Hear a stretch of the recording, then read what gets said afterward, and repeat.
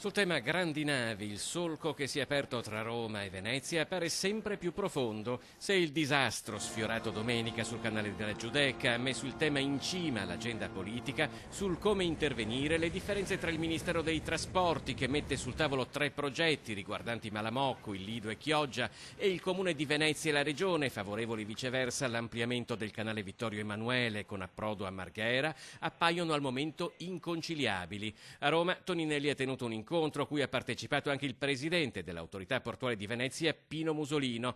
Toninelli ha ribadito la sua posizione.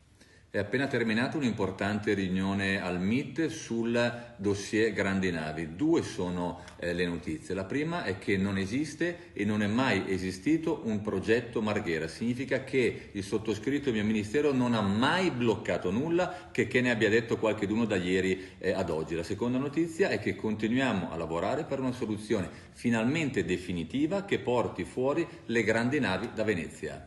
Durissima la reazione dell'assessore alle infrastrutture della Regione Veneto Elisa De Berti, che ha descritto come imbarazzante l'unica riunione tecnica avvenuta al Ministero dei Trasporti il 19 febbraio.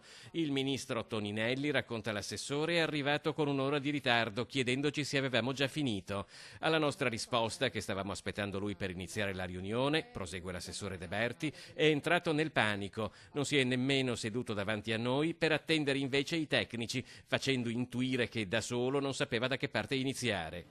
A quella riunione era presente anche il sindaco di Venezia, Luigi Brugnaro, che così commenta le ultime uscite del ministro. In questi mesi non ho polemizzato a Chioggia, ha detto anche a Malamocco, al Lido, tutte cose che sono anni che diciamo non si possono fare, per una serie di motivazioni che adesso va.